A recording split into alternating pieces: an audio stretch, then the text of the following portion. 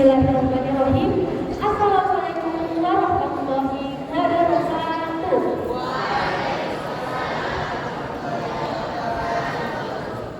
Alhamdulillah, alhamdulillahirabbil alamin. Assalatu wassalamu ala asyrofil anbiya'i wal mursalin sayyidina Muhammadin wa ala alihi wa sahbihi ajmain. Amma ba'd. First of all, let's pray and praise to our God, Allah Subhanahu wa Ta'ala. Alhamdulillah. And second of all, let's send salawat and salam to our Prophet Muhammad Sallallahu Alaihi Wasallam.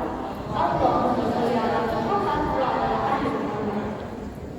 In this occasion, I will tell a hadith from Kitab Sahih Bukhari, hadith number 5711. An Aisyah radhiyallahu anha, anin Nabi sallallahu alaihi wasallam qala, la yaqulanna ahadukum khamsan nafsi walakin liyaqul kisah nafsi. Translation of hadith.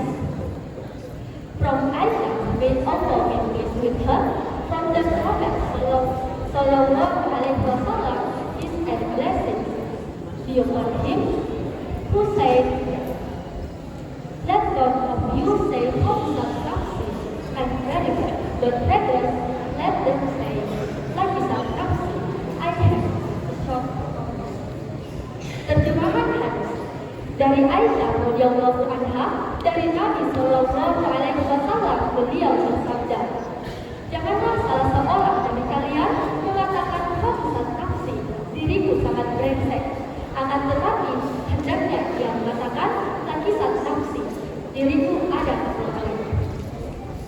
Kandungan hadis yang pertama, larangan merendahkan diri sendiri. Nabi Sallallahu Alaihi Wasallam melarang seorang Muslim menyebut dirinya dengan kata yang bermakna sangat buruk seperti khamsa, karena seorang mukmin memiliki kemuliaan iman dan tidak boleh mengingkari martabat dirinya. Dan yang kedua, memilih kata yang lebih halus.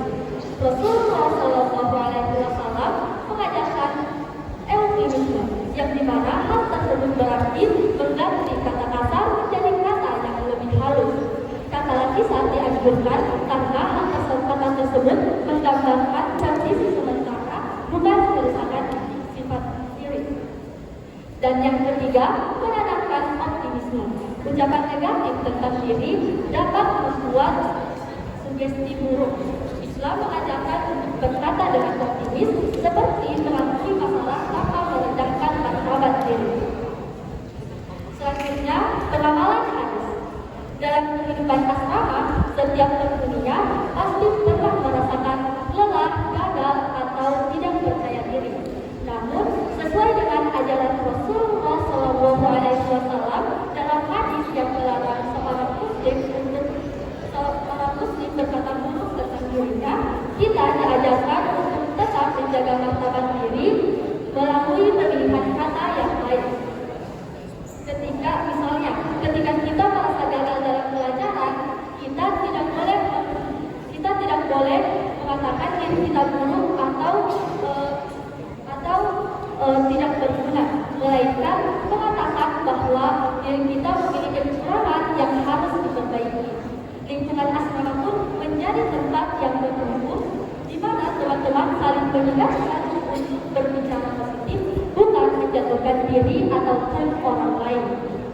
Hadis ini mengajarkan bahwa setiap diri memiliki nilai dan potensi, dan melalui kata-kata yang baik, kita akan lebih termotivasi untuk berkembang dan berkembang menjadi pribadi yang lebih baik.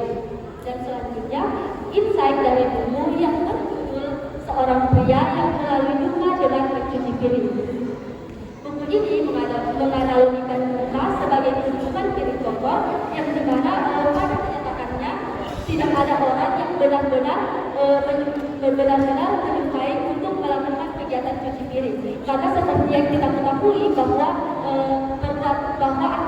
aktivitas tersebut merupakan aktivitas yang membosankan dan tentu saja melelahkan. Dan hal tersebut sama halnya dengan tentu saja tidak ada orang yang ingin berduka. Nah, pada buku ini menegaskan bahwa duka adalah proses yang perlu dijalani, bukan sesuatu yang setiap orang punya cara dan waktu sendiri dalam merasakan dan memulihkan luka. Melalui analogi mencuci piring, buku ini menunjukkan bahwa setiap tahap dalam membereskan piring bisa menjadi metafora untuk menanggapi duka. Misalnya, meredam adalah proses membiarkan emosi padat tanpa langsung bereaksi, dan membilas adalah upaya membersihkan diri secara bertahap. Dan pada akhirnya, buku ini mengingatkan bahwa tugas utama kita saat berduka adalah merawat diri dan terus maju, selangkah demi selangkah, hingga tumpukan piring atau beban luka itu akhirnya selesai. Maybe that's all from me.